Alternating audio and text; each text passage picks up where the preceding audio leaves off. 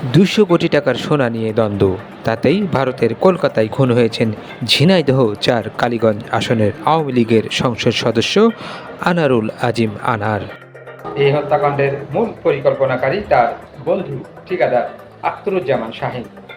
ভারতের পশ্চিমবঙ্গ পুলিশের অপরাধ তদন্ত বিভাগ ও ঢাকা মহানগর গোয়েন্দা বিভাগ পুলিশ সূত্র এসব তথ্য জানিয়েছে।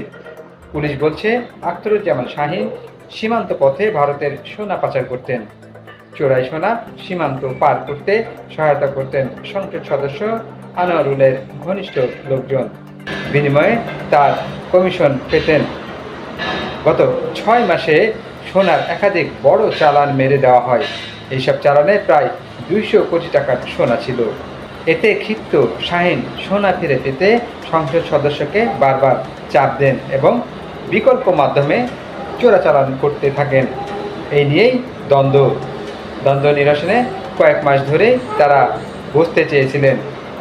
শেষ সময়ে পরিকল্পনা বদলে আনোয়ারুলকে হত্যার সিদ্ধান্ত নেন শাহীন।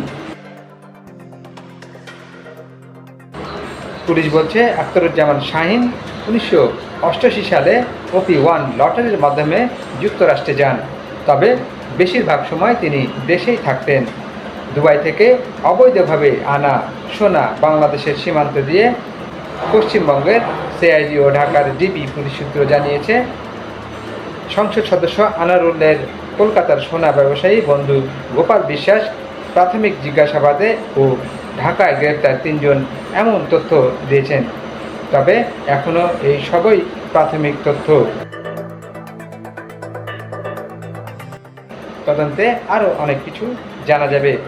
ডিবি এই হত্যার কারণে সরাসরি কিছু না বললেও পশ্চিমবঙ্গ পুলিশ মহাপরিদর্শক CID অখিলেশ চতুর্বেদী গতকাল কলকাতার গণমাধ্যমকে বলেন, সঞ্জীবা গার্ডেনের ফ্ল্যাটে ডেকে নিয়ে সংসদ সদস্যকে হত্যার নেপথ্যে রয়েছে সোনা চোরা কারবার নিয়ে বিরোধ।